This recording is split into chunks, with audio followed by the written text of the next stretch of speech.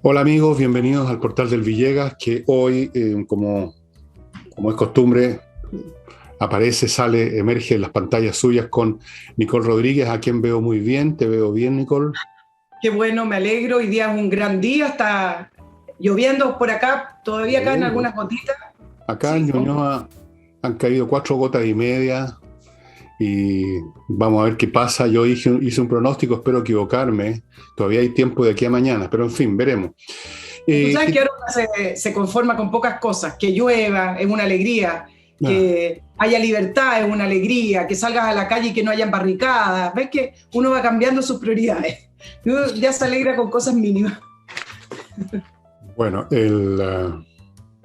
vamos a partir y tú tenías algo ahí en tu Oye, menú. vamos con lo que va a ocurrir el fin de semana, que es interesante porque el sábado se hace la consulta ciudadana de unidad constituyente y después de ese resultado ya empieza a decantar de las posibilidades del escenario electoral en noviembre y una segunda vuelta. Y esto es interesante, yo no sé si te pasa a ti, pero me llegan varios mails y personas que se me acercan y me preguntan qué creo que va a pasar. Y yo siempre digo, bueno, depende de los escenarios. Uno no es Mandrake el mago, ni soy pitoniza, ni tengo una bola de cristal. Depende de los escenarios. Y al momento que decanta este escenario, sí se pueden sacar algunas proyecciones. Entonces, vamos viendo un poco qué cosas pueden ocurrir este sábado.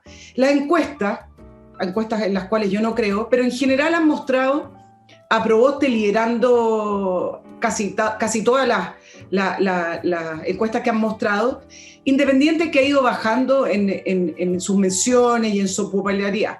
Pero acá hay un punto que quiero hacer con respecto a Proboste, que muchos la dan como la gran ganadora y la más probable y la evidente ganadora del día sábado. Y les voy a recordar lo siguiente: la democracia cristiana ya hizo primarias en enero entre Rincón y Undurraga.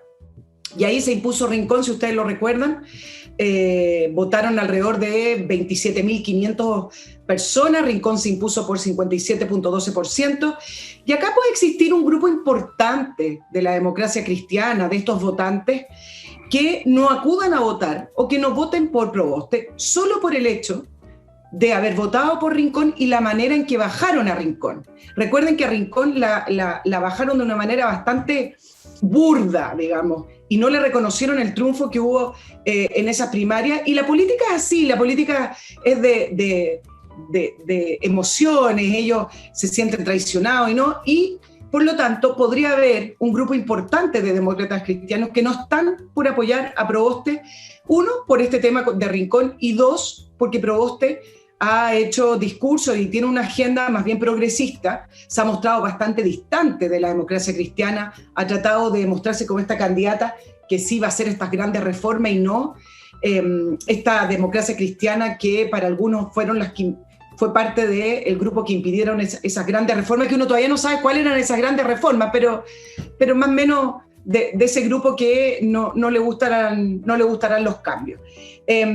Después existía, ustedes saben, un grupo importante del Partido Socialista, y acá me voy con el tema de Narváez, que se sentía muy afín a Boric y que presionó para que el Partido Socialista estuviera junto a Boric en una primaria, y que incluso después que el Partido Socialista no pudo competir en la primaria, seguían liderando una facción que quiere apoyar a Boric. Pero ahora hay un elemento más definitivo en el escenario, y es que el Partido Comunista definió que sí va a apoyar a Boric, y eso lo definió hace pocos días atrás, que sí van a ir en una lista parlamentaria y que sí van a ir a la presidencial como apruebo de dignidad entre el Partido Comunista y el Frente Amplio. ¿Qué significa esto? Que se le estrecha las posibilidades a Boric, estando de socio con el Partido Comunista, que ya no se puede mostrar tan no sé si de centro, ya ese centro no existe, pero de una izquierda quizás un poco menos radical, menos extrema, una izquierda quizás más democrática. Entonces, desde ese punto de vista, a lo mejor ese grupo de socialistas que pensaban apoyar a Boric, a lo mejor hoy ven en Narváez la posibilidad a lo mejor de apoyarla y seguir con esa candidata de su propio partido. Ahora, decir dos cositas también importantes, ¿eh? De las fuerzas electorales, las que se demostraron finalmente en las elecciones y no en las encuestas, la democracia cristiana ha ganado en todas al Partido Socialista y ha liderado Unidad Constituyente.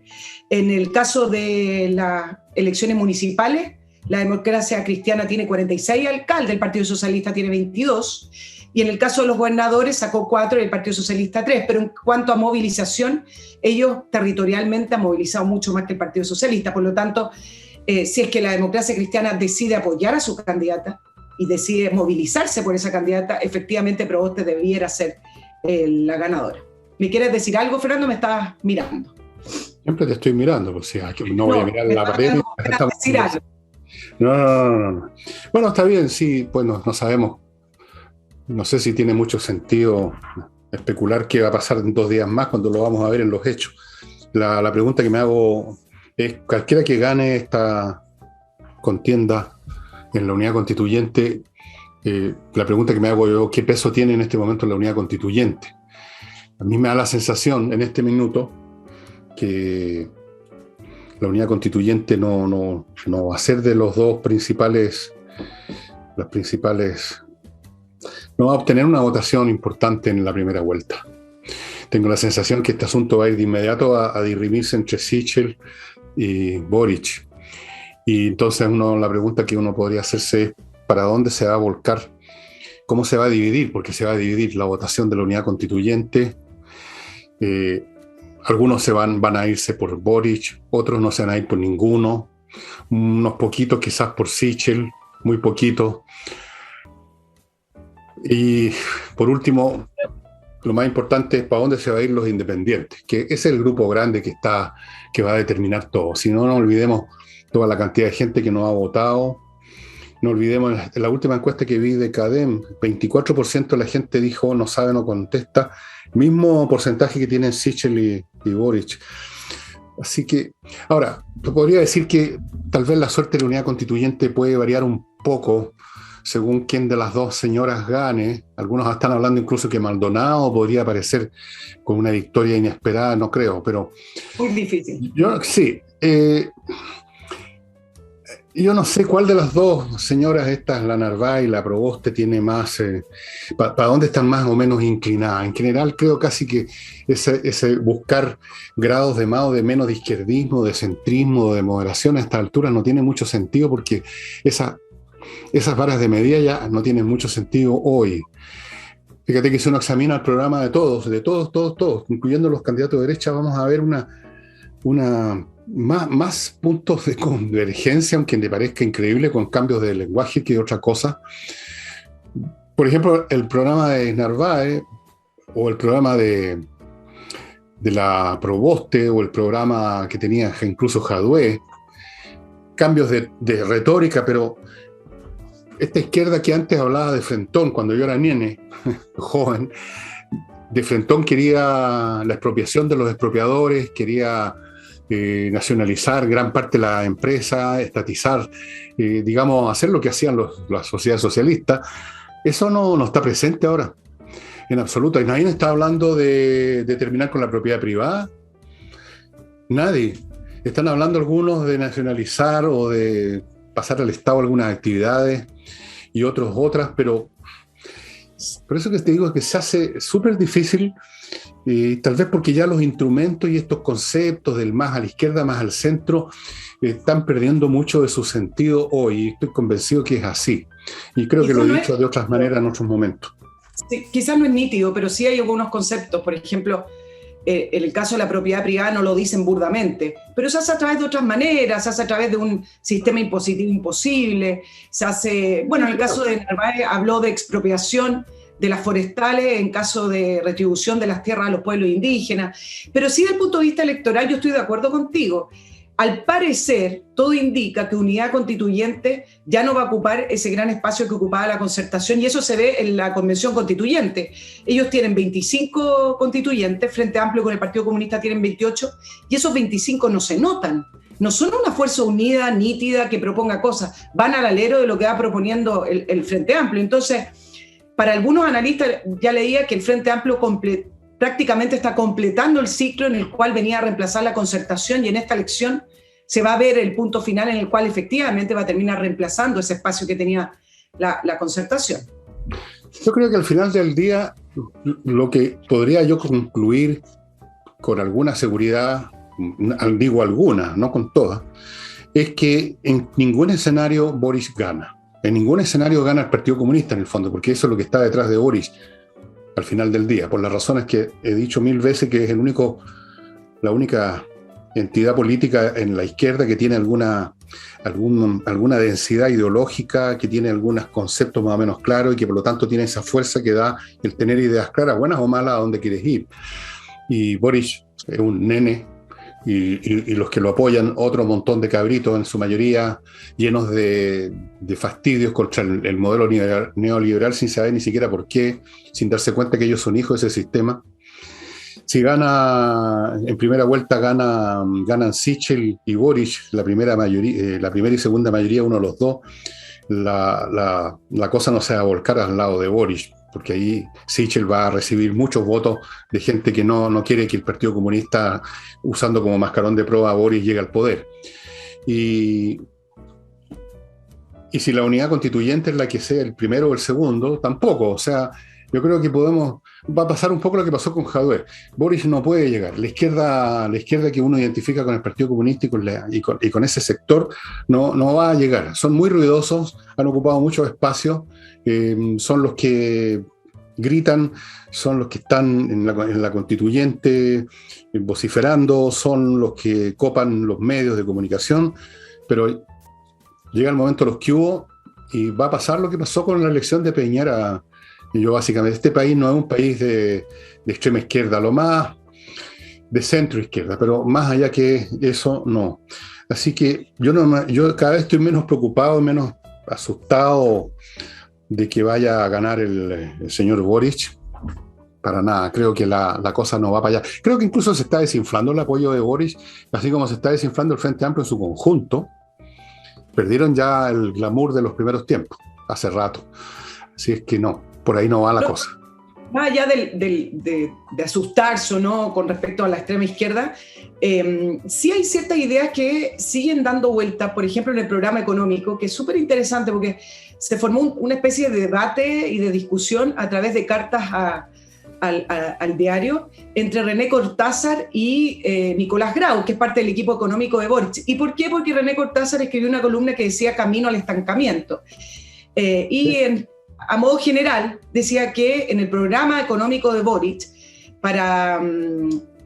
no había nada que uno pudiera visualizar que iba a ayudar a aumentar la inversión y el crecimiento. Entonces él decía, realmente para responder a las necesidades de las personas, las reales, mejores empleos, mejores salarios, acceso a una salud de calidad, educación, etcétera, era necesaria la inversión, más crecimiento y crear recursos que hoy simplemente no existen o no los tenemos.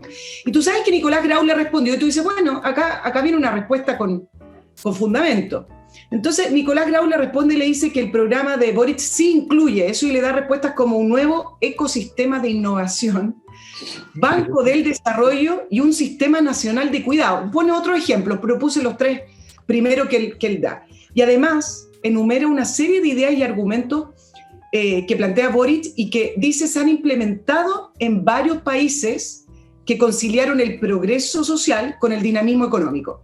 Y dice que el debate, le exige a René Cortázar basarse en experiencia mundial y en literatura académica.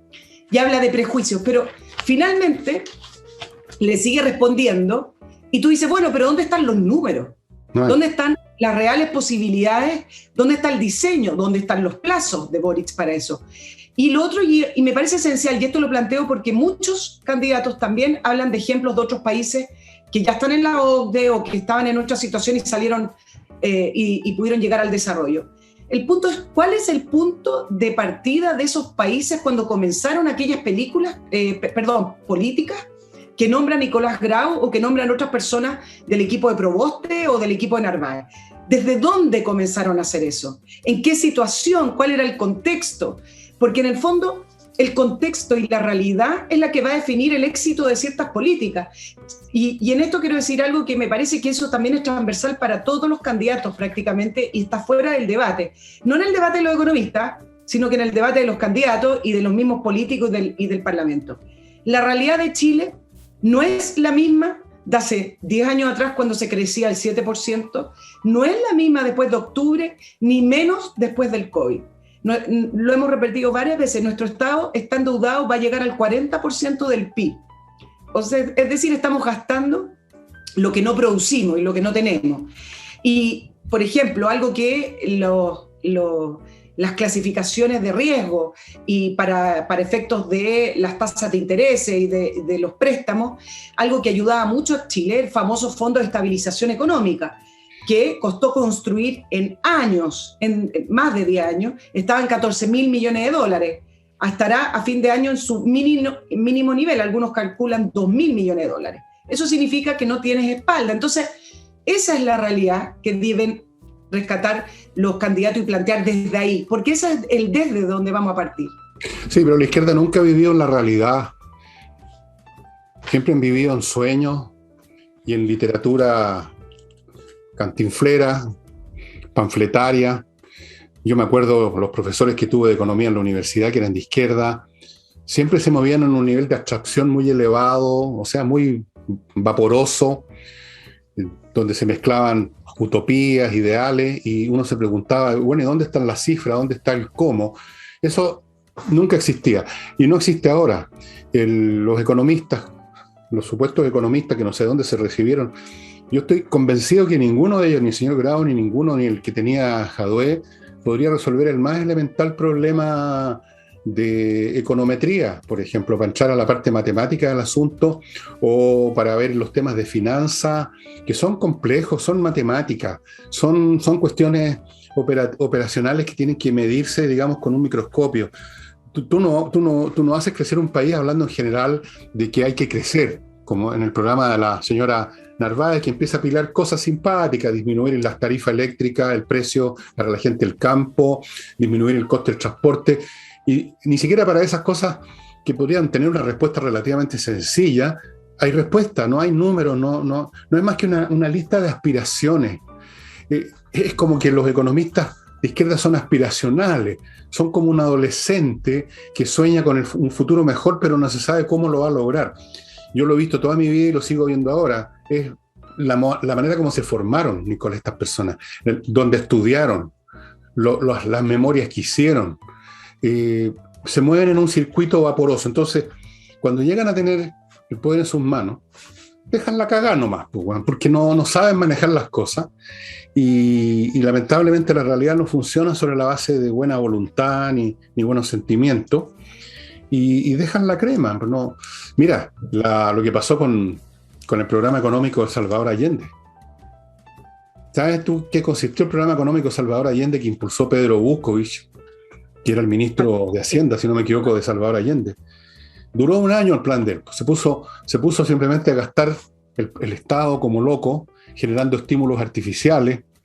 Y luego vino el derrumbe. El derrumbe económico que se manifestó en desabastecimiento, al del cual culparon, por supuesto, los momios y todo lo demás. No tienen un cálculo concreto. Tú les pides, bueno, pero ¿cómo va la ecuación aquí? ¿De qué está hablando? ¿Qué es eso de ecuación? Si aquí lo que se trata, compañero, es de lograr mayor justicia social. Entonces, tú les preguntas, bueno, pero ¿cómo se manifiesta eso en términos económicos, eso, la justicia social? Y ahí a lo más concreto que llegan es, bueno, metiéndole la mano al bolsillo a los ricos. Al final, cuando llegan al plano de las operaciones concretas, el único instrumento que tienen son los impuestos. Y el otro instrumento, el gasto público. Y en eso se mueven, y eso conduce a la ruina, inevitablemente. Así que las preguntas que le hizo Cortázar son las correctas, pero no las van a poder responder jamás. Nunca. Y claro, yo cuando digo que no van a expropiar a la empresa privada, estoy diciendo algo que estoy convencido que es así. Ni siquiera en China han expropiado todas las empresas privadas porque ya se sabe que eso no funciona, una economía puramente estatal. Pero sí son capaces de arruinar. Eso sí que lo tengo clarísimo. O estancar un país. Como un poco ya lo vimos con doña Michelle, pues, ¿no? ¿Cuánto usted empezó de ese 7%, 6%, 5%? ¿Cuánto pasó en el gobierno Michelle Bachelet? ¿Te acuerdas la cifra? Claro. 1%, 0,5%. En eso son, pero expertos. Arruinar o estancar. Así es que no van a convertir esto en un país socialista, pero lo pueden estancar y empobrecer. Eso de todas maneras. Nos vamos a otro tema que te quería comentar hoy día. Es un tema que no es no he tratado hace varias semanas, así que me voy a dar la libertad de poder tratarlo y tiene que ver con la política sanitaria del COVID. Yo quiero tirar unas preguntas al aire a nuestros auditores, que son cosas que hay que cuestionarse. Y yo les pregunto si se han planteado cuál es el límite para nuestro gobierno, una cifra precisa, por ejemplo, de contagio o de situación sanitaria para poder terminar con todas las restricciones y las regulaciones. ¿Cuándo, por ejemplo, dejará de ser parte de la agenda política diaria de este gobierno y de los medios el tema del COVID? Hoy la positividad es 2% y hay días que está en 1,7, en 1,6. Tiene prácticamente al 80% de la población vacunada, que era el objetivo, y siguen una serie de restricciones y de regulaciones que me pregunto, y lo dejo planteado al aire, bueno, entonces, ¿cuándo? Ustedes se recuerdan que en un principio, cuando comenzó el tema del COVID, todos los que eran los estados de excepción, el toque de queda y toda la regulación a nuestras vidas tenía que ver con no saturar los servicios de emergencia. Ese era como el objetivo, el que se pudiera atender a las personas, pero que nadie se quedara fuera de una atención, la famosa última cama. Bueno, estamos lejos de eso. Entonces algunos me pueden decir, bueno, lo que pasa es que la regulación y las restricciones tienen que seguir porque si no va a aumentar. Bueno, pero ¿cuánto tiempo vamos a seguir en esto? En seguridad al 100% o que existe una mínima cuota de posibilidad de que aumente un poco más los contagios o que haya de nuevo otro pique y después bajemos. ¿Cuándo? ¿Cuáles son los números? Yo quiero que me respondan eso, porque los estados de excepción, las restricciones, las cuarentenas, etcétera, deberían ser realmente una última medida y se han quedado en nuestras vidas y nadie las ha sacado. Yo te quiero dar un ejemplo bien específico. Por ejemplo, el año pasado, sin vacuna, ya para el mes, después de julio, agosto, se podía viajar al extranjero y al regreso con un PCR negativo, si tú te lo repetías a los 2 días o 3, no me acuerdo exacto, tú ya no tenías que cumplir con la cuarentena. Hoy en día, con vacunas, con PCR negativo, si tú vuelves del extranjero, tienes que cumplir una cuarentena obligatoria de 10 días independiente, aunque te hagas todos los PCR del mundo y aunque tengas todo tu esquema de vacunación completo, más fiscalizadores que van todos los días a tu casa. A mí me parece que eso es pasar a llevar el Estado de Derecho y el Estado y los derechos y las libertades de las personas de una manera que yo no lo he visto y no lo he leído en otros países. Estuve conversando con unas periodistas que conozco, bueno, en Estados Unidos nunca ha ocurrido y en Europa tampoco ocurre de esta manera. Entonces, la pregunta es, bueno, ¿y hasta cuándo? ¿Y hasta cuándo lo vamos a nosotros también, los ciudadanos, a tolerar? Ayer leí una columna que me parece súper interesante de un profesor de Derecho de la Universidad Católica que pone la alerta en lo fácil que fue para el gobierno limitar estos derechos fundamentales de las personas y que tratándose de restricciones tan severas como un encierro, como una cuarentena, etcétera, debería ser más difícil poder imponerlas y sobre todo más difícil poder extenderlas a largo plazo. Incluso en un estado de excepción se debe respetar la separación de poderes y los controles y contrapesos propios que nosotros tenemos que exigir en una democracia. Entonces, él decía y él planteaba que en grandes crisis se suele concentrar el poder. Entonces es importante poder revisar y tener estos mecanismos de control y que revisen y controlen si se están respetando los derechos civiles o bien si los están justificando para poder mantenerlos. Y en Chile todo ha sido por decreto o actos administrativos, sin ningún otro tipo de control, solamente el estado de excepción tuvo que pasar por el Congreso. Entonces todo lo que significó el paso a paso, el cierre de frontera, obligaciones de aislamiento, ha sido decretado por resolución exenta, que significa que no pasa por Contraloría, ni el Tribunal Constitucional, ni el Congreso. Ahora, por supuesto que esto no tiene que significar que el gobierno no tiene que hacer nada, que etcétera. Simplemente estoy poniendo acá la alerta en el sentido de que ¿dónde están el resto de los poderes que vigilan para que se respeten los derechos civiles de nosotros? Ninguno. ¿Dónde está la proporcionalidad? Y por último, decir que, independiente de que alguien me podría responder, bueno, pero esto es una crisis, el COVID ya va a pasar, yo pongo la alerta en que se van creando estructuras y se van creando tendencias. Y entonces, después puede ser no el COVID, puede ser otra cosa. Así es. Y entonces ahí empiezan a decaer las democracias y ahí empiezan a restringirse la libertad de la persona. ¿Y quién va a decir, el COVID sí, pero esto no? Porque la estructura ya está creada. Entonces me parece que en nuestra debilidad institucional, creo que aquí también hay una debilidad institucional. ¿Dónde están los contrapesos a este enorme poder que a través de resoluciones exentas se le entregó al MinSal? Ese es un tema que voy a tratar. Estoy pensando seriamente en escribir otro libro, porque creo que eso que tú estás diciendo y que lo hemos tocado acá otras veces de una manera o de otra, lo he tocado algunos sábados también de otra manera, es uno de los signos de que todo eso que tú mencionaste, las proporciones, los distintos poderes institucionales, todo eso está en retirada. Vamos a otro modelo de organización social, política y económica en todo el mundo, siguiendo distintos caminos. Tú decías que en Estados Unidos esto no pasa. Bueno, está pasando en este momento. Si tú sigues las noticias de Estados Unidos, vas a ver que en los últimos días, en la última semana o 2 semanas, se han decretado una serie de cosas que para los norteamericanos parecen absolutamente inviables. Empresas privadas que ya están exigiendo los certificados de vacuna y un montón de cosas más. No las recuerdo todas, pero un montón de cosas más. Así es que sí, esto es un proceso que no va a quedar aquí, porque forma parte de una oleada que tiene causas mucho más importantes. El COVID ha servido simplemente como un catalítico para desatar procesos que ya estaban en camino. Y cada vez estoy más tentado a escribir ese libro porque creo que no se ha escrito todavía lo que podríamos llamar la muerte de la democracia. La democracia clásica que nosotros conocemos, yo creo que está dando sus últimas palpitaciones. Y ahora voy a mi primer bloque comercial. AutoWolf, amigos, si usted quiere reparar la carrocería de su auto, no sé, pues desabollarlo o pintarlo o ver si está corroído, que siempre se está empezando a carcomer por algún lado, por los tapabarros, por debajo.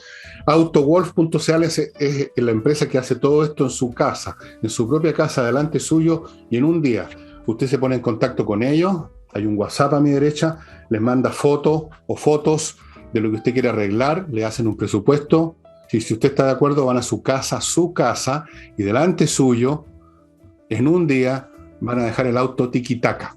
Así es que esto es un servicio nuevo, muy original, muy interesante, porque uno ve lo que están haciendo, eso es lo más importante. No es solo el tiempo, sino que ver que están haciendo un trabajo de calidad. AutoWolf.cl. Y continúo con la cosa automotriz, con Revifácil, ya saben. Revifácil.cl le hace la revisión técnica a usted sin que usted se tenga que mover, sin que usted tenga que instalarse por horas de hora, que es una lata infinita. Revifácil.cl, usted los llama, se pone de acuerdo con ellos, le pasan a buscar el vehículo donde usted dice, el día que usted acuerda con ellos, a la hora, en fin, se ponen de acuerdo, se llevan el vehículo, los funcionarios Revifácil, lo llevan a la central, bueno, todo el cuento, y usted, echado para atrás en su escritorio, en su casa, le van a dejar el auto listo. Revifácil.cl, así fácil la revisión técnica. 10% de descuento si cuentan que llegaron ahí, llamaron a Revifácil porque han visto este programa de este anciano. Y continúo con Felco, esta empresa suiza que produce este tipo de objetos que son absolutamente, infinitamente superiores a las podadoras que usted ve por ahí hechas en... Estas sí que son de calidad, fíjense en la hoja. La hoja tiene otro brillo, otro color, porque es acero endurecido. Esto dura toda la vida, cortando bien. El cuerpo está muy bien hecho, aluminio sólido, el diseño, hay repuestos para cualquier cosa que pueda pasar. Yo he visto de estas podadoras que me las han mostrado, que llevan más de medio siglo funcionando sin ningún problema. Sí, son un poco más caras, pero por Dios, que vale la pena comprar una cosa un poco más cara que es 1000 veces mejor. Felco, estimados amigos, empresa suiza. Los suizos no saben hacer cosas a media. Regreso con Nicole. Nicole. Voy a terminar el tema de las políticas sanitarias solo para hacer un comentario de lo que respondió la subsecretaria de Salud con respecto al atochamiento y filas de prácticamente 5 a 6 horas en el aeropuerto. Y dice, bueno, es la nueva forma de viajar con respecto a la pandemia. Y acá yo quiero decir, no usen y no utilicen el argumento de la pandemia para la ineficacia, la ineficiencia y el control excesivo de documentos que están haciendo en el aeropuerto. Tú sabes que una de lo que más pide la autoridad es evitar aglomeraciones, y resulta que la gente llega al aeropuerto a veces con aviones que vienen prácticamente vacíos y se juntan, no sé si cientos de personas, pero se juntan un grupo importante de personas en un lugar reducido, donde los funcionarios del MinSal tienen que revisar documentos que ya te pidieron online y te los revisan 2 o 3 veces los mismos documentos y vas pasando de estación en estación. Entonces, no le echen la culpa a la pandemia por las mismas regulaciones que hacen ustedes mismos en el MinSal y por la manera ineficaz que han tenido de enfrentarlo. Lo del aeropuerto es algo que tiene que ver con decisiones, no tiene que ver con la pandemia. Y por último, el tema del toque de queda. Le preguntaban al ministro París cuándo va a terminar el toque de queda y él le echó la culpa a los rezagados. Y acá yo quiero hacer un punto, y es porque tuve la experiencia personal. Si bien el proceso de vacunación ha sido exitoso, y en eso yo no quiero criticar al gobierno, y durante la primera mitad del año fluyó de una manera bastante ágil y eficiente, hoy en día vacunarse se ha convertido en un problema. Primero, largas filas. Estamos hablando de esperas de 3 horas, 4 horas para una segunda dosis. Muchas veces tú llegas y ya no hay stock para tu segunda dosis, en el caso de una Pfizer, Sinovac tienen más. Entonces, con esto de hacer las dosis de refuerzo y con esto también de haber ampliado la población a jóvenes, también se les produjo un desorden. Entonces, mi pregunta es si esos rezagados no se vacunan porque han asistido y no hay dosis, han asistido y como tienen que esperar 4 horas, ¿se retiran del lugar? ¿O no están vacunados porque son del grupo de los antivacunas que no creen en la vacuna? Esa información es importante y el ministro no puede estar respondiendo que el toque de queda, échele la culpa a los rezagados. El toque de queda fue una decisión política, no tiene nada que ver con las vacunas. Y explíquenme cuál es la diferencia de tener o no tener toque de queda para efectos del virus, para efectos de un control sanitario. Es más bien un control ciudadano que da sensación de control del virus. Entonces, empiezan a manipular con esta respuesta que a mí me parece que la gente no tiene por qué aceptar respuestas tan burdas. Bueno, pero no hay manera de no aceptarlo. Así que da lo mismo. También es verdad. También es verdad. Bueno, no puedo llamar a protestar porque estamos un poquito cansados, ¿no? No se puede hacer eso. No, y además, mira, no sé. Todas estas cosas seguramente van a ser estudiadas minuciosamente en unos años más y se va a ver qué es lo que se hizo bien o mal. Yo quiero en esto ser benévolo porque después de todo esto es la primera vez en la historia de la humanidad que una plaga abarca el planeta completo. Nunca antes ocurrió eso porque los continentes ni siquiera se conocían unos a otros, así que las cosas ocurrían en el mundo civilizado, digamos. Sí, claro. Pero tampoco habían 7.000 millones de personas y tampoco había esta facilidad para moverse de un lugar a otro que ahora existe. Entonces, los vectores de contagio son infinitamente más poderosos que como en la Edad Media, donde simplemente la gente se contagiaba si llegaba alguien caminando a caballo, quizás de dónde. Ahora, en cuestión de minutos, en horas, en un día, en 2, una persona que estaba en China contamina a alguien que estaba en Estados Unidos. Entonces, eso es lo que ocurrió. Y yo no me quiero olvidar de una cosa fundamental, fíjate, aunque se ha exagerado y se ha aprovechado incluso políticamente esta cuestión, el hecho concreto es que de los 7.000 millones de habitantes, solo 1 cada 3 o 4.000 ha fallecido. Exacto. Eso es una cuestión tremenda que no lo olvidemos. En la Edad Media se moría 1 cada 2 personas o cada 3. Y en otras pestes que hubo en otras épocas de la historia de la humanidad, en el Imperio Romano hubo varias, qué sé yo. Hay relatos que ustedes, si no me creen, pueden leerlo, de gente que vivió en esa época y que contaron las plagas en que ciudades completas quedaba la mitad de la población o menos, los muertos botados en las calles. Eso no lo vimos ni lo vamos a ver. Y en parte es resultado, fíjate, a pesar de la enorme facilidad que hay ahora para la expansión de los virus, las plagas, por esta cantidad de gente, por esta cantidad de viajes, por los contactos que tenemos unos con otros. Yo creo que ha sido exitoso el tratamiento que ha tenido esta cuestión, con todas las distorsiones que tú quieras. Porque fíjate que en otras situaciones, sin tantas restricciones exageradas por momentos o inoportunas en otros, tú no te puedes imaginar lo que habríamos tenido. Yo no digo que habría muerto la mitad de la humanidad, ni mucho menos. No creo que sea tan potente este virus para eso, pero tendríamos 10 o 50 veces más muertos. Como pasó con la gripe española en 1918, no olvidemos los precedentes históricos. La gripe española no era mucho más potente que esta cuestión que tenemos ahora, y murieron entre 50 y 100 millones de personas. Y estamos hablando de un mundo que no tenía 7.000 millones, tenía alrededor de 2.000, o cerca de 3.000, si no me equivoco. O sea, murió, unas 100 o 150 veces más gente que ahora. Eso no me olvido. No, yo creo que no hay que olvidarse de eso. Porque claro, uno quiere la perfección, pues quiere que se tomen medidas, pero al mismo tiempo que no lo jodan a uno, que uno pueda ir al teatro, que uno pueda ir a esto, que uno pueda hacer lo demás allá. Bueno, yo no sé qué cosa en el mundo de la sociedad, en la conducta colectiva, se pueden hacer con la precisión de una operación de neurocirugía. Yo creo que ninguna. Todas las cosas son así, a la brutantesque, con distorsiones, con abuso, con exageraciones, con torpeza. La cuestión es ver los números gruesos. Yo lo que creo no es que uno busque la perfección, pero sí creo que han existido reacciones que son totalmente exageradas. El virus tiene una natalidad baja.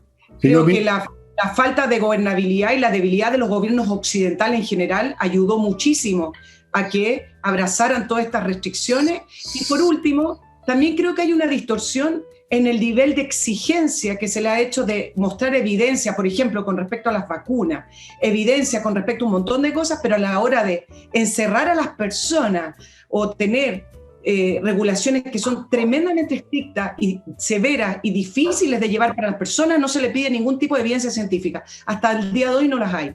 Y lo último que quiero aportar es que países que han sido con medidas menos restrictivas y países con medidas más restrictivas han llegado más o menos al mismo resultado. Entonces, si tengo que escoger entre A y B, prefiero menos restricción. Bueno, está bien, pero mira, hay otro factor que hay que considerar, aparte de los que te mencioné antes, y es que el nivel de exigencia del ciudadano medio de cualquier parte ahora es 1000 veces más grande que antes. Antes la gente no esperaba nada de las autoridades, del rey, del monarca, del emperador, se morían nomás. No esperaban nada de la ciencia médica porque no había ciencia médica. Se morían.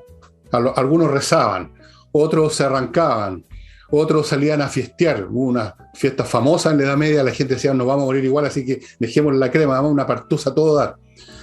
Pero ahora la gente exige poco menos no morirse. Le exigen a los gobiernos una atención maniática por su salud. La gente espera, tiene toda clase de concepción acerca de sus derechos humanos.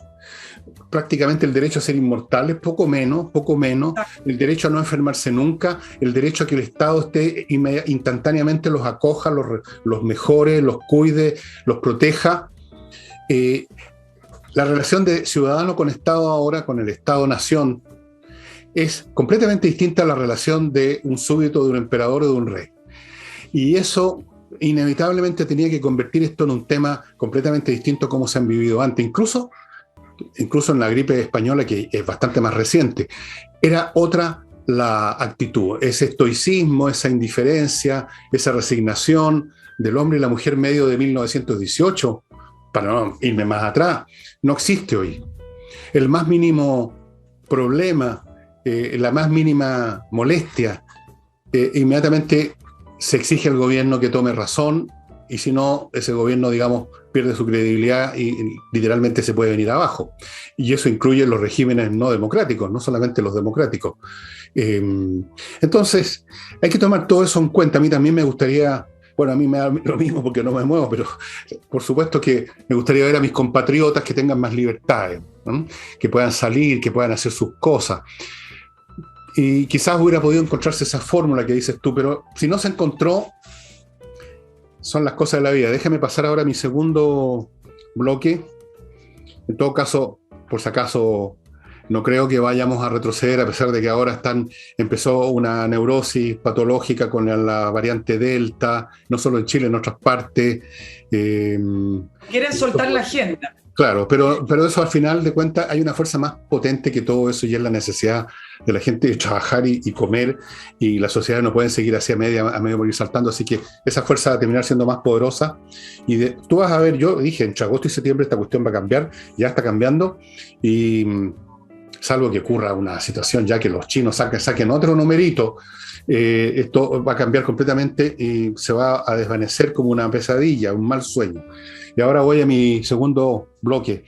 Amigos, notariospress.cl, ya saben, los papeles, no tiene para qué estar horas en la notaría, esté unos minutos frente a su computador, hace casi todo el trámite ahí y después va a la notaría solo un ratito chiquitito a firmar y retirar el papel. Lo he comprobado yo, lo ha comprobado mi mujer, lo ha comprobado Nicole Rodríguez, lo ha comprobado cualquiera que haya acudido a este sistema. Notariospress.cl. Continúo con SMF esta empresa que tiene productos para todo tipo de pisos, insisto, para que cuidarlos y dejarlos más bonitos, más duraderos, etcétera, incluyendo la piedra pizarra, que también se usa en casas o en edificios corporativos en la fachada, y hay un producto especial para que luzcan mejor y se protejan mejor. Y para inversiones en Estados Unidos, inviertan USA.cl, amigos. Todo ahí. Cientos de ofertas inmobiliarias. 3.500 ofertas de franquicia para que usted escoja en qué invertir. Le abren cuentas en bancos norteamericanos, le consiguen crédito hipotecario, lo ayudan a armar una sociedad comercial en Estados Unidos, lo asesoran paso a paso, incluso le pueden conseguir la visa de residencia si usted decide irse a Estados Unidos a manejar sus inversiones. Todo eso en inviertanusa.cl. Señora Rodríguez, adelante estudio. Oye, vámonos a Afganistán para tratar el tema que está principalmente en la agenda internacional. Bueno, se ha repetido y se han dicho muchas cosas, principalmente que Biden va a ser el rostro del fracaso y de la derrota de Estados Unidos durante estos 20 años. La pregunta que la gente se hace es, bueno, ¿qué hicieron los norteamericanos durante estos 20 años? Es mucho. Pero el desastre, y acá es donde quiero entrar a poder contarles un poco a los auditores para que tengan el plan un poquito más amplio. El desastre se hizo durante 4 gobiernos. Lo voy a resumir lo que más pueda. Por ejemplo, en el caso de Bush, que entró a la guerra contra Al-Qaeda en la zona, pero se concentró principalmente en Irak, donde estaban las bases donde estaba operando Al-Qaeda. Luego vino Obama, que tuvo el objetivo de encontrar a Osama Bin Laden, y para ello tuvo que negociar con los afganos para que le permitieran entrar y poder meter a sus tropas. Y donde finalmente Obama encontró a Osama Bin Laden, y donde aumentó las tropas norteamericanas a un número que no se había visto nunca.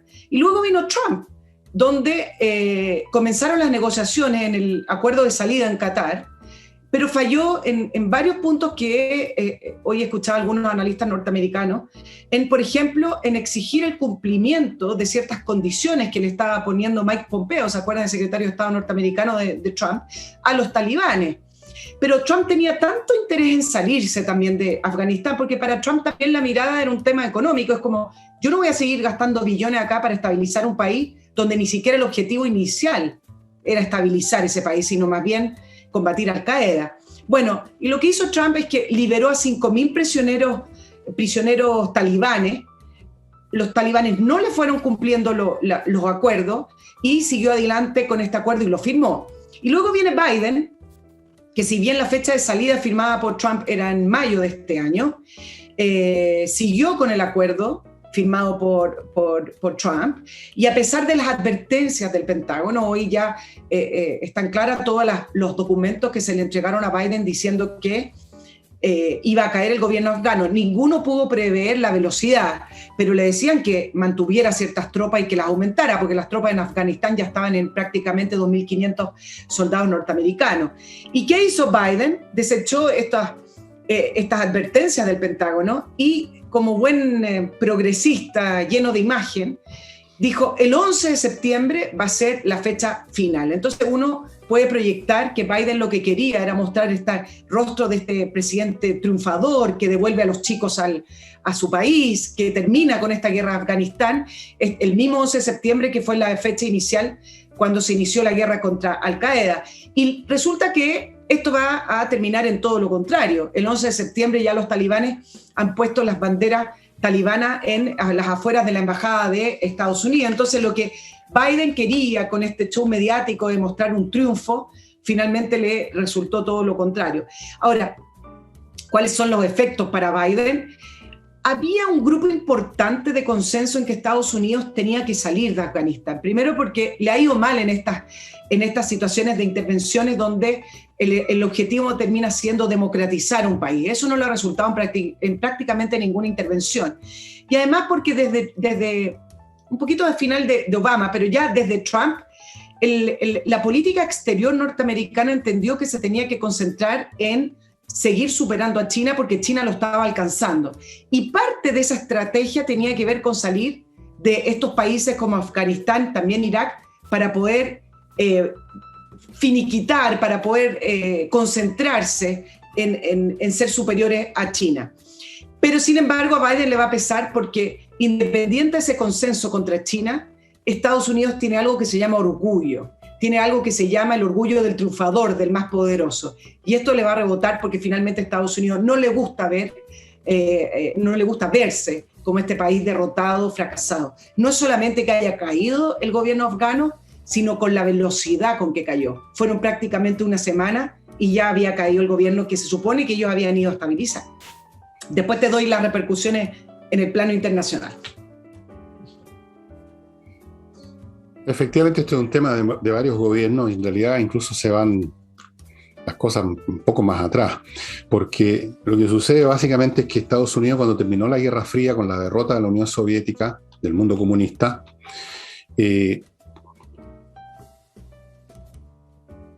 lapso en el cual Estados Unidos, desde que terminó la Segunda Guerra Mundial hasta el momento en que cayó el muro de Berlín y todo eso, Estados Unidos tenía una estrategia súper clara, que fue exitosa.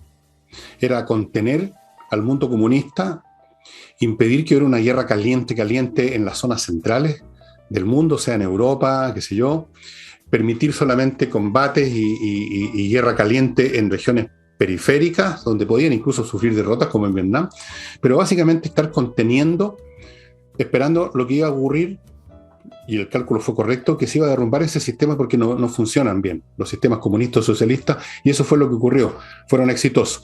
Pero después no se plantearon una estrategia para el mundo que venía, y entonces han actuado al tuntún. Y en un momento dado, cuando fueron a Irak a destruir a los talibanes, a destruir a Al-Qaeda por el ataque a las Torres Gemelas, ese era el momento después de haber reventado, como reventaron a Al-Qaeda y a los talibanes, haberse retirado. Ese era el objetivo. Pero en ese momento aparecieron los neoconservadores en Estados Unidos, en la época de Bush, que dijeron, esta es una oportunidad para cambiar el Medio Oriente, para convertirlo en una zona moderna, donde nosotros vamos a asegurarnos, entiendes tú, que no tengan santuario los terroristas, vamos quizás incluso a hacer mejores negocios, vamos a cambiar eso. Y eso fue imposible. Ahora, Estados Unidos podía haber seguido en Afganistán, gastando dinero y gastando la vida, la sangre de su pueblo, del norteamericano, y habría sido exitoso porque, fíjate que dentro de todo esto la gente no lo sabe, pero en Irak y en Afganistán se fue modernizando efectivamente sus países. Si tú has escuchado a mujeres afganas que están reclamando en Estados Unidos, que están llorando a gritos por lo que está pasando, tú te das cuenta que esas mujeres existen, y no solo en Estados Unidos, sino que en Afganistán, por estos 20 años. Esas mujeres antes estaban completamente y totalmente aplastadas por el sistema musulmán, extremo especialmente, y empezó ese país a cambiar. Lo que pasa es que había que haber seguido, o no haber entrado nunca, eran las dos cosas. Y se hizo algo relativamente a media, aunque no fue tan a media, porque fueron 20 años que estuvo Estados Unidos ahí. Pero claro, llegó un momento en que el costo era demasiado grande y sobre todo, y tú lo mencionaste, la irrupción de China como competidor por la hegemonía mundial. Y eso obliga a hacer un cambio de la asignación de recursos militares, estratégicos y políticos hacia el Indo-Pacífico, donde se están concentrando hace rato, gradualmente, lo principal de las fuerzas aeronavales norteamericanas, para cualquier eventualidad. Entonces, eso, el asunto de... Bueno, déjame terminar. Biden puso la guinda final simplemente en esta cuestión. Y claro, le va a tocar a él bajar el pato a la boda de los 4 o 5 presidentes y todo lo que hicieron o lo que no hicieron. Estados Unidos tiene que cambiar su manera de ver cómo interviene en el mundo, porque ya el esquema con la confrontación con Rusia, ya no con la Unión Soviética, con el comunismo, que fue derrotado, porque ni siquiera en China hay comunismo propiamente tal. Hay el control político del Partido Comunista, pero no hay comunismo en el sentido clásico de la palabra. Tiene que cambiar la estrategia, tiene que pensarla, y eso es un trabajo muy complicado, y tenemos ahí la dificultad de que no hay gente del nivel que en un momento hubo, ni hay tampoco el peligro inminente, ahora empezó recién a surgir, que tenían con la Unión Soviética, que era la guerra nuclear y la aniquilación mutua. Entonces, están viviendo en la confusión, dando palos de ciego, y ese es el espectáculo que dan ahora las políticas internacionales norteamericanas. No hay ninguna coherencia porque no hay ninguna idea central, estratégica, como la que hubo en la Guerra Fría. no hay una idea central, es efectivo, porque se les cambió el eje, pero acá viene una contradicción. Trump leyó en parte eso. Uno puede estar en desacuerdo o uno puede decir, bueno, no lo hizo bien, pero Trump leyó eso y dijo, bueno, mi objetivo es China, nos vamos a retirar de todos los conflictos. Pero en el caso de Biden dijo cuando asumió la presidencia de Estados Unidos está de vuelta, y dijo está de vuelta al multilateralismo, está de vuelta al mundo. El problema es que no ha definido de qué manera va a estar de vuelta. A eso me refiero que no hay una estrategia. Las intervenciones armadas hoy tampoco son tan tolerables, pero por otro lado, el mundo hoy le está exigiendo explicaciones a Estados Unidos cómo deja Afganistán al alero de unos terroristas extremistas musulmanes. Ahora, algunas cosas en el plano geopolítico. ¿Quiénes ganan con esto de que se fue Estados Unidos de la zona? Sí. Bueno, varios países. Y esto empieza a desestabilizar una serie de otras situaciones. Gana Pakistán, gana Turquía, gana Rusia, gana China, gana Qatar. Y déjenme explicarles por qué. Y principalmente Irán. Irán se beneficia de la salida de Estados Unidos, uno, porque salió humillado, y dos, porque lo saca de su frontera. Acuérdense que Irán colinda con Afganistán. Además, Irán va a empezar a presionar ahora en el tratado, acuérdense, de no proliferación de armas nucleares que tienen con Estados Unidos, que todavía están en plena negociación. Turquía y Rusia van a presionar para que Estados Unidos salga de Siria. Rusia y China, que acogieron a los talibanes, dijeron que iban a aceptar el gobierno talibán. La idea es sacarlo de la región y utilizar Afganistán, algo que no podían hacer con Estados Unidos en Afganistán, utilizar Afganistán como un paso para los recursos naturales. Y al final siempre al final esto tiene que ver con pelea o con disputas de territorios por recursos naturales o por hegemonía, que esto es el inicio de la humanidad. Entonces, efectivamente, la salida de Afganistán no es solamente un tema para interno a Estados Unidos, desestabiliza una serie de procesos internos que se habían mantenido más o menos, no sé si estables, pero en un status quo en el Medio Oriente. Y con la salida se van a empezar a ver estas repercusiones de estos países, además, que les conviene acoger a grupos terroristas, no solamente Al-Qaeda, que no ha desaparecido, están los hermanos musulmanes, hay una serie de otros que van a empezar quizás a crecer como no podían crecer porque tenían a los norteamericanos ahí mismo. Bueno, por eso te digo que se necesitaba otra estrategia para enfrentar todas esas situaciones tan complicadas, mucho más complicadas que esta especie de partido de ajedrez con la Unión Soviética, dos partes que están en igualdad de condiciones, que se pueden aniquilar mutuamente, que pueden llegar a acuerdos, que necesitan respetar esos acuerdos para sobrevivir. Fue una especie de coreografía política la que se vivió durante la Guerra Fría, y en la cual ganó Estados Unidos, el mundo occidental, el mundo capitalista. Pero ahora es un cuento completamente distinto y no hay ninguna estrategia. No hay ninguna estrategia clara de Estados Unidos. Por eso es que pueden hablar de multilateralismo, pero hablar de multilateralismo o hablar de volver al mundo es retórica, porque la cuestión sigue siendo ¿cómo? ¿Cómo se vuelve al mundo? Hay muchas maneras de volver al mundo. Uno puede volver al mundo como policía. Digo, voy a emplear mis recursos militares sin ningún escrúpulo allí donde me parezca que hay problemas. Esa es una manera de volver al mundo. La otra manera de volver al mundo es simplemente decir, voy a dedicarme a hacer negocio y voy a dejar que se pudran en sus propios problemas en Afganistán o donde sea. Son pueblos atrasados, son pueblos medievales. Si quieren vivir así, que vivan así. Yo hago negocio con ellos y me evito problemas. Esa es otra manera de volver al mundo. O puedes volver al mundo entrando en alianzas con grupos mayores o menores de grandes potencias para estar de acuerdo en cómo van a intervenir. Por ejemplo, ahora mismo entiendo que tienen o van a tener en estos días, mañana, una conferencia vía Zoom los principales miembros del G7 para ver qué hacemos con Afganistán. Ese tipo de situaciones son distintas unas de otras y entonces no basta decir vuelvo al mundo. La cuestión es cómo vuelvo al mundo. Y ahora, como nosotros no podemos arreglar este problema, Nicole, porque no nos han preguntado, el problema de ellos. Ahora, un comentario corto. Espérate, impresionante que en Afganistán. Wait a minute, Nicole. Hold the horses, porque voy a mi otro bloque que hace posible este programa. Don't forget it.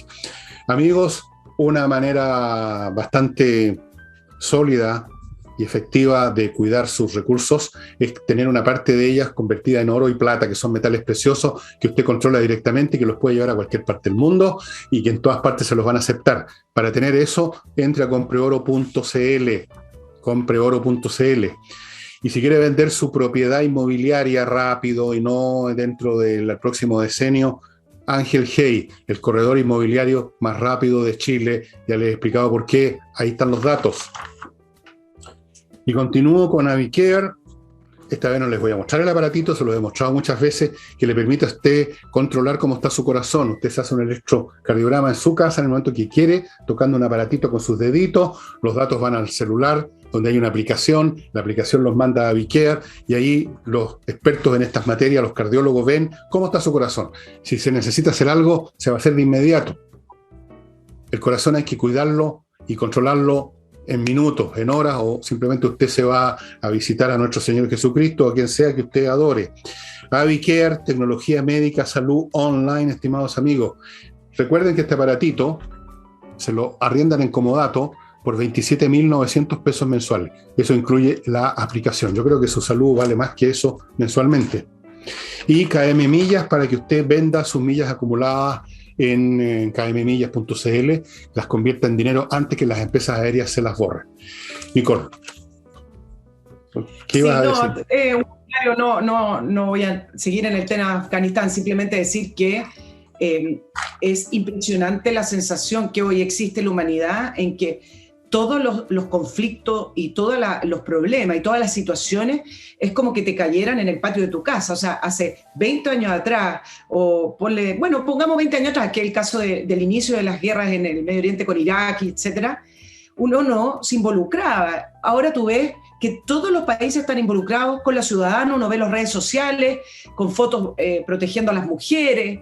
Mira cómo, no, en realidad, el gobierno de Sebastián Piñera aprovecha y anuncia que va a acoger a 10 familias afganas, todos son Afganistán, mira, tú sabes, pues el más progresista de Latinoamérica. Oye, ya, me voy a ir a otro tema muy cortito, porque yo sé que va a ser noticia hoy jueves para nuestros auditores, va a ser un comentario nomás. ¿Te acuerdas que hablamos de la licitación de los pasaportes y del registro civil chileno? Y ahí comentamos cómo se tejió esta licitación, que también para varios reviste dudas de la legitimidad de esta licitación, y cómo es que esta empresa china, Aicina, presentó la mejor oferta económica. Bueno, habló el actual encargado de negocios de la Embajada de Estados Unidos en Chile, Richard Glenn, que asistió a la Comisión de Relaciones Exteriores de la Cámara. Fue invitado a exponer de una manera más protocolar, no fue específicamente para este tema. Pero sí en este encuentro le preguntaron sobre la licitación del registro civil y la participación de esta empresa china. Y él, de una manera muy elegante, dijo que el programa de exención de visas Waiver, que es un orgullo y que Chile es el único país latinoamericano que la tiene, dice, es un orgullo, pero se revisa anualmente, dijo. Parte de esa revisión es ver cómo se están emitiendo los pasaportes y si es que tienen un sistema confiable. Y se refirió puntualmente a esta empresa china diciendo y asegurando que están bajo la Ley de Seguridad Nacional en China, y que por supuesto que Chile es autónomo y Chile tiene que tomar sus propias decisiones, pero efectivamente el programa de visa Waiver se revisa y estas son condiciones que a lo mejor son un punto negro en eso. ¿Cuál es el punto acá? Mira, no solamente con respecto a la licitación china, lo que quiero decir es que Chile en general se ha mantenido neutral en conflictos geopolíticos, porque además Chile no tiene mucho peso para poder ejercer alguna influencia. Tampoco ha manifestado abiertamente favoritismo por ciertas inversiones de ciertos países. Por ejemplo, en un momento en Chile fue el boom de las inversiones españolas. Pero la realidad que hay que considerar es que sea Chile o sea otro país, pero en el caso de Chile, estamos al medio de un conflicto geopolítico de hegemonía mundial, como lo contábamos con respecto a Afganistán, que es China y Estados Unidos. Y aunque no se declare abiertamente que uno está a favor de uno u otro país, sí se hace cierta declaración al no tener filtros, por ejemplo, para limitar ciertas inversiones chinas en servicios que son estratégicos o en sectores que son considerados de seguridad nacional o sectores industriales esenciales. Entonces, lo importante acá y lo que dejó bien en claro el representante norteamericano es que Estados Unidos está mirando y que Estados Unidos evalúa y que esto tiene consecuencias. Ahora, no lo dijo en son de amenaza, pero es una realidad. Chile puede no tener una posición y puede tener una posición neutral, pero a la larga, China es nuestro socio principal, Estados Unidos es el segundo en nuestras exportaciones, y la verdad es que China durante ya prácticamente 7 años ha estado invirtiendo en China en sectores estratégicos de una manera que no ha tenido ningún tipo de filtro, ningún tipo de límite. Entonces, esa es la realidad de nuestro país. Si no ha tomado una posición, ya la tomó, sin quererlo a lo mejor y sin estrategia, pero la tomó. Yo no he tomado ninguna posición todavía. Oye, ninguna posición. Pero, mira, yo estoy por... En fin, el país verá qué es lo que hace la élite, qué es lo que hace el propio Estados Unidos, la élite norteamericana comercial se ha metido de lleno con los chinos, así que no veo de qué está hablando este señor que viene acá con una amenaza velada, con guantes de seda, pues es la verdad. Voy a saltarme eso, perdóname, voy a Lotus Air, que les avisa que esta segunda partida que llegó, estos equipos que producen peróxido de hidrógeno para destruir todos los patógenos que están en su casa, en su negocio, en su cafetería, en su colegio, esta segunda partida se está acabando. Si usted quiere tener este dispositivo de ultísima generación tecnológica desarrollada en colaboración con la NASA, vaya poniéndose ya en contacto con Lotus Air o se va a quedar otra vez esperando a Godot, literalmente. Y continúo con Controller, que tiene una sucursal en Viña ahora y que le revisa cómo está funcionando su área de gestión en la empresa, y inmediatamente va a encontrar lo que seguramente va a encontrar en prácticamente toda empresa: fallas, cosas que son subóptimas o que son de frentón malas y algunas de las cuales usted no ha detectado. Entregue esa tarea de examinar su área de gestión a Controller, expertos en eso, 20 años en Estados Unidos en grandes empresas, ahora en Chile. Y el detergente que usa vuestro servidor aquí presente, con mis manos ven intactas todavía, el mejor lavaplatos, el mejor detergente para lavar vajilla en el lavaplato se llama Lavoclub. Y el mejor detergente para lavar ropa en la lavadora se llama Lavoclub, ambos biodegradables, hipoalergénicos, qué sé yo, vienen en envases grandes que le duran mucho tiempo y se los van reponiendo en su casa, usted no tiene que molestarse, y los envases son reciclados, así que este es un producto amistoso por el medio ambiente, también por ese lado. Lavoclub. Ya, señora, le toca. No, solamente decir que, ¿por qué hablé de este tema del representante norteamericano? Porque salieron durante la tarde del día miércoles titulares con respecto a que el representante confirmaba que Estados Unidos no iba a extender la visa waiver con Chile, y eso no es lo que dijo. Entonces, me extrañan los titulares siendo tan enfáticos y tan claritos en que visa waiver prácticamente se acaba. No es lo que dijo el representante en el Congreso. Lean bien la entrevista y lean bien lo que expuso. Dijo que esto como lo dije anteriormente, esto se revisa anualmente, y ese factor, por ejemplo, la seguridad, u otros factores se revisan. Eso es lo que dijo. No dijo que llegábamos hasta acá con la visa waiver. Sí, pero probablemente dijo eso último, porque estamos con cosas.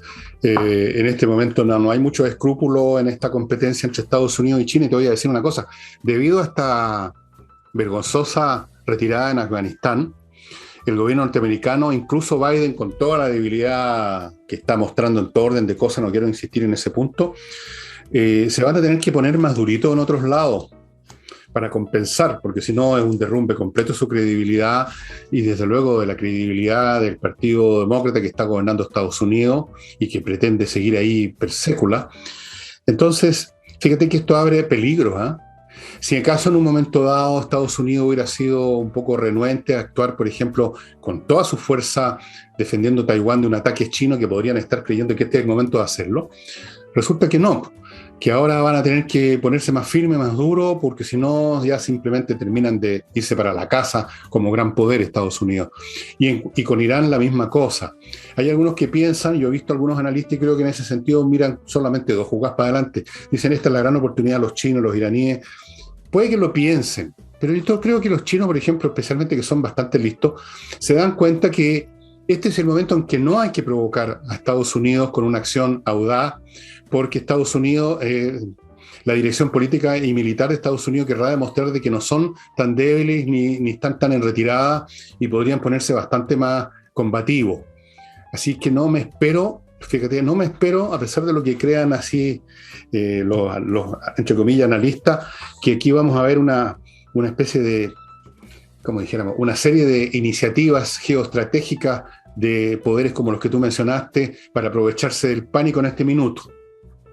O sea, y si alguien lo llega a hacer, yo creo que corren bastante peligro, porque Estados Unidos no puede darse el lujo de una segunda retirada ante un adversario, por lo menos no ahora. Así que yo creo que los chinos, que han sabido esperar y tienen mucha paciencia, aunque la han perdido últimamente, parece que la paciencia es más bien una virtud de los que no tienen poder, están obligados a ser pacientes. Ahora que tienen poder se han puesto más impacientes. Pero aún así no creo que vayan a arrojarse al cogote de Taiwán ahora, ni creo que Irán vaya a hacer nada estrepitoso tampoco, porque saben que una bestia herida, un animal herido, se pone más peligroso todavía. Pero en fin, vamos a ver. Todo puede ocurrir. Todo puede ocurrir. ¿Llegamos al fin? No, porque me queda, perdónenme, estimados amigos, pero yo voy a recordarles a ustedes que si quieren facilitar el desarrollo intelectual de sus hijos, nietos, sobrinos y mantener el suyo o desarrollarlo más de lo que ya lo tienen como visitante de este canal, espacioajedrez.com, donde están estos productos que ustedes están viendo a mi derecha.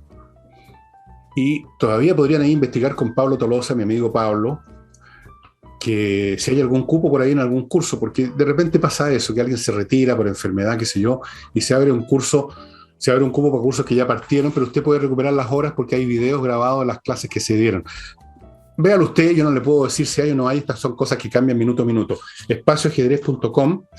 Y ahora sí que le entrego la palabra para que diga sus últimas palabras antes que el programa se termine. Mis últimas palabras de vida. No, mira, para terminar el famoso tema del pasaporte, hay un elemento que en Chile se habla poco, nosotros lo hemos tratado varias veces en el programa, y no todo tiene que ver con la empresa china o quién vaya a ser la empresa proveedora del registro civil. Hay un tema que también se evalúa para efectos de Visa Waiver y para efectos de otras materias de intercambio que tiene que ver con el narcotráfico. Y el tema del narcotráfico en Chile, que ha estado penetrando cada vez más, donde se han visto y se han detenido personas, por ejemplo, del cartel de Jalisco en México operando en Chile, son factores que si siguen creciendo, efectivamente, la Visa Waiver va a llegar a su fin. ¿Por qué? Porque tiene que ver con los riesgos de cada país, y no solamente con la Visa Waiver. Tú sabes que los puertos también tienen calificación de riesgo. Entonces, si tú eres un puerto libre de narcotráfico, lo voy a decir de una manera simple, no es que uno sea libre de narcotráfico, pero un puerto que está fuera de ser un país productor o un país donde circula el narcotráfico, donde opera el narcotráfico, tu puerto tiene una calificación alta, por lo tanto la revisión es menor, es más ágil, los tiempos de espera son menores y por lo tanto es un puerto más efectivo y un puerto más económico. Pero a un tiempo a esta parte, Chile se ha convertido en no solamente de tránsito, sino que un lugar de operación del narcotráfico latinoamericano. Y me parece que ese va a ser un factor quizá incluso más importante que quien sea el proveedor del registro civil para perder varias calificaciones, entre ellas la Visa Waiver. Qué complicado está el mundo, ¿ah? ¿Eh? O sea, nuestro país que estaba como un modelito creciendo, aislado de muchos problemas, el narcotráfico, no, decían las autoridades siempre tan miopes, tan estúpidas. Las autoridades de hace mucho tiempo atrás, no, si aquí no pasa nada, esto es un tema en Arica nomás, todo era, no pasa nada, todo estaba bien. Mira cómo estamos nosotros, mira cómo está todo el mundo revuelto, y eso que todavía nos falta el gran nuevo factor que va a venir a depositar su peso en nuestro planeta pronto. Y ahí no sé qué vamos a ver. Bien, vamos a terminar el programa ahora aquí, estimados amigos. Yo sé que ustedes quisieran ver toda la tarde, toda la noche a Nicole haciendo sus análisis, pero... No, se aburrirían, no, ni lo planteé, una lata. Bueno, esperemos que, no creo que no, pero en fin, igual debido a mi ancianidad yo ya me empiezo a cansar y ustedes también quizás, probablemente. Así es que vamos a poner término al programa. Muchas gracias por tu por tus aportes, estimada Nicole, y a todos ustedes los que nos han visitado y que nos visitan toda la semana, también, pues muchas gracias. Y pronto ya está imprimiéndose el libro Valparaíso Adiós, que es uno de los mejores libros que he escrito. Siempre digo lo mismo. Siempre el último libro que escribo que tengo que vender es el mejor que he escrito. Bueno, no, pero uno lo siente de verdad, ¿eh? No crean que es una cuestión meramente marquetera. Uno siente siempre que el último libro es el mejor, y creo que me quedó bastante bien, especialmente no por mí, por las fotos de Marcela Poch, que son muy bonitas. Y eso sería todo, estimados amigos. Nos estamos viendo mañana yo con ustedes, y el próximo jueves con Nicole. Chao. Ya, que estén muy bien, que disfruten la lluvia, que volvió a caer ahora. Qué lluvia.